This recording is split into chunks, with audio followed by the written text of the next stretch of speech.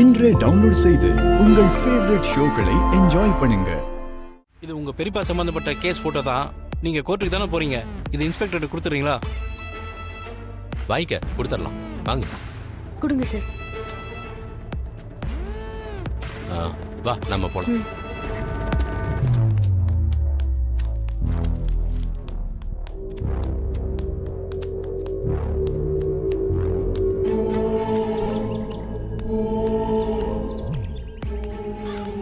சித்தப்பா, என்ன மாயா? இது பாருங்க.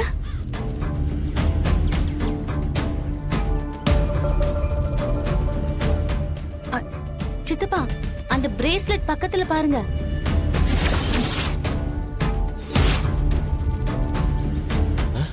மாயா, என்னது இது? அங்க ஏதோ இருக்குது. ஆரம்பத்துல இருந்தே இந்த ஆஸ்பெக்ட்ல நான் யோசிக்கவே இல்ல. எனக்கு என்னமோ இது சூசைடா இருக்காது, மர்டரா இருக்குமோன்னு சந்தேகமா இருக்கு. மர்டரா? ஆமா, நம்ம குடும்பத்தை பழிவாங்கதான் நிறைய பேர் இருக்காங்களே, அதுல யாரோ ஒருத்தரோட சதி வேலையா கூட இருக்கும். நம்ம குடும்பத்தை பழி வாங்குறதுக்கு சாரு எதுக்காக மாயா கொலை பண்ணணும்? கொலைப்படிய சுமந்துகிட்டு நிக்கிறது பெரிய பாவம் சீனுவும் தானே. நம்மள பழி வாங்க ஒரு பொண்ணையே கொலை பண்ணுவாங்களா மாயா? நம்ம ஃபேமிலி மேல அவ்வளோ வன்மம், என்ன பண்றது? கோர்ட்ல இந்த போட்டோவை காட்டினா அண்ணனை காப்பாத்திரலாம்ல. ஆனா இத காட்டினாலும் பெயில் கிடைக்குமான்னு தெரியல. என்கொயரிய தள்ளி வைக்க முடியும்னு தோணுது. வாங்க சித்தப்பா போலாம். சரி மாயா, பத்திரமா வச்சுக்க. வா போலாம்.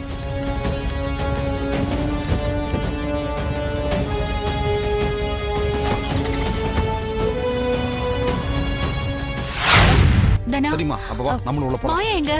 அதான் சொன்னனே தங்கச்சி, போலீஸ் ஸ்டேஷன் வரைக்கும் போயிருக்காங்கன்னு. இப்போ வந்துருவாங்க. மாயாதா? ஹலோ மாயா. தனா, எல்லாரும் வந்துட்டாங்களா? இப்பதான் அப்பாவையும் சீனு மாமாவையும் கூட்டிட்டு வந்தாங்க. எல்லாரும் கோர்ட்டுக்குள்ள போயிருக்காங்க. அப்புறம் அம்மாவும் வந்திருக்காங்க மாயா. அப்படியா? பெரியம்மாக்கு ஹெல்த் எப்படி இருக்கு? நல்லா தான் இருக்காங்க. இருந்தாலும் அவங்க வந்துட்டாங்க. அம்மா, நீங்க இருக்க? போலீஸ் ஸ்டேஷன் வேலை முடிஞ்சிருச்சு.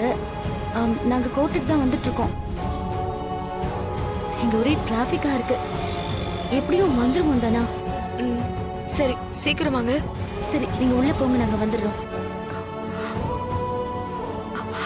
வாங்க, நம்ம உள்ள போலாம். வாங்க.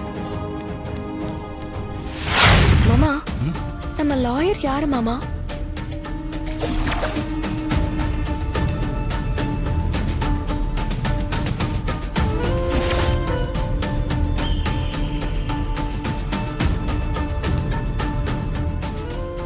அதோ அங்க இருக்காருல்ல, அவர்தான் நம்ம லாயரு. நம்ம லாயர் எப்படி நல்லா வாதாடுவாரா? ஆமாம்மா, திறமையானவர், ரொம்ப நேர்மையானவர்.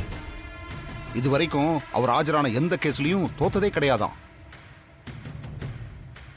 நியாயம் எந்த பக்கம் இருக்குன்னு தோணுதோ அந்த கேஸ்ல மட்டும்தான் அவர் ஆஜராவாராம்.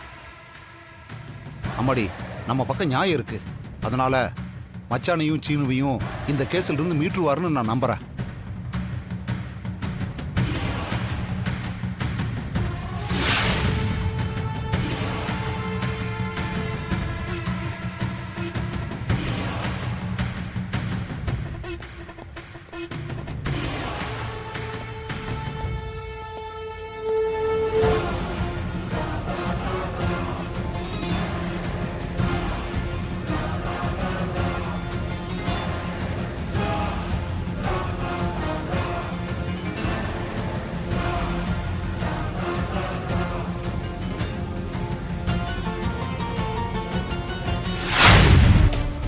Thank you, Your Honor. மாமா, ஆள் பார்க்கிறதுக்கு ரொம்ப சிம்பிளா இருக்காரு. இவர் எப்படி? மக்களுக்கான லாயர் எல்லாம் எளிமையா தான் இருப்பாங்கம்மா. ஆனா பாயிண்ட் எடுத்து வச்சாங்கன்னா அவ்வளவு ஸ்ட்ராங்கா இருக்கும். Your Honor, எனது கட்சிக்காரர் ரகுராம் ஊர்லயே பெரிய மனிதர். இவர் குடும்பத்தில் முன்னோர்கள் எல்லோருமே காலம் காலமாக ஊரோட பஞ்சாயத்து தலைவராய் இருந்து பெரிய பெரிய வழக்குகள்லாம் விசாரிச்சு நேர்மையான முறையில தீர்ப்பு சொன்னவங்க. அந்த வம்சாவழியில வந்த ரகுராம் இப்ப ஊரோட பஞ்சாயத்து தலைவரா இருக்காரு. இவரும் பஞ்சாயத்துக்கு வரக்கூடிய பல பிரச்சனைகளுக்கு நல்ல தீர்ப்பு சொல்லியிருக்காரு. இவர் நேர்மையானவர், கொடுத்த வாக்க காப்பாத்துறவர். ஊர்ல அவங்களுக்குன்னு பெரிய ஒரு மரியாதையே இருக்கு. அப்படிப்பட்ட ஒருத்தர் மேல ஒரு பெரிய குற்றச்சாட்டை சுமத்தி இருக்காங்க. அதனால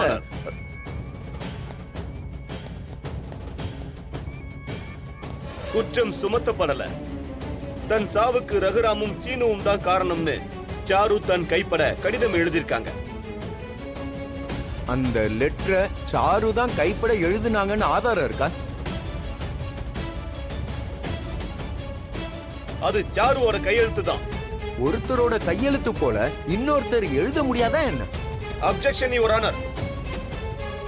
எதிர்த்தரப்பு வக்கீல் அவருடைய வாதத்தை முழுசா சொல்லி முடிக்கட்டும். அதுக்கப்புறம் நீங்க சொல்ல வேண்டியதை சொல்லுங்க.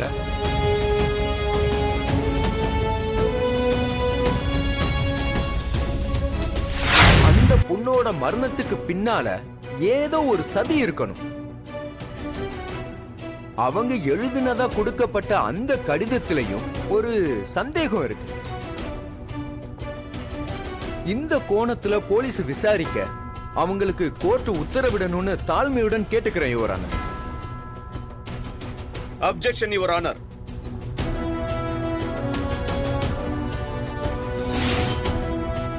எதிர்த்தரப்பு வக்கீல் தன்னோட சந்தேகத்தை மட்டும்தான் முன்னாடி வச்சிருக்காரே தவிர ரகுராமும் சீனுவும் நிரபராதின்றதுக்கு அவங்க கிட்ட எந்த ஆதாரமோ சாட்சியமோ கிடையாது.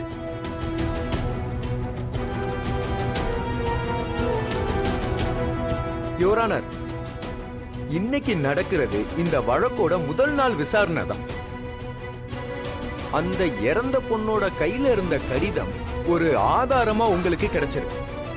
ஆனா எனது கட்சிக்காரருக்கான ஆதாரத்தையும் சாட்சியையும் திரட்ட எங்களுக்கு கால அவகாசம் தேவை. அப்பதான் என்னாலையும் சாட்சிகளையும் ஆதாரங்களையும் தர முடியும். யுவர் ஆனர், இந்த வழக்குல முக்கியமான சாட்சியே சாரு தன் கைப்பட எழுதின கடிதம் தான். சாருவோட கையெழுத்தும் அந்த கடிதத்துல அவ கைரேகை பதிஞ்ச ஃபாரன்சிக் ரிப்போர்ட்டும் இணைஞ்சிருக்கிறதால அது சாரு எழுதின கடிதம்ங்கிறது ப்ரூவ் ஆகுது. அது சாரு எழுதின கடிதமா கூட இருக்கலாம். ஆனா யாராவது ஒரு ஆளு மிரட்டி கூட எழுத வச்சிருக்கலாமே. ஆனா அந்த கடிதத்தை மட்டும் வச்சு முடிவான ஒரு முடிவுக்கு வர முடியாதுன்னு இங்க பதிவு பண்ணிக்கிறேன் யுவர் ஆனர். இதை நான் நோட் பண்ணிக்கிறேன். Thank you your honour.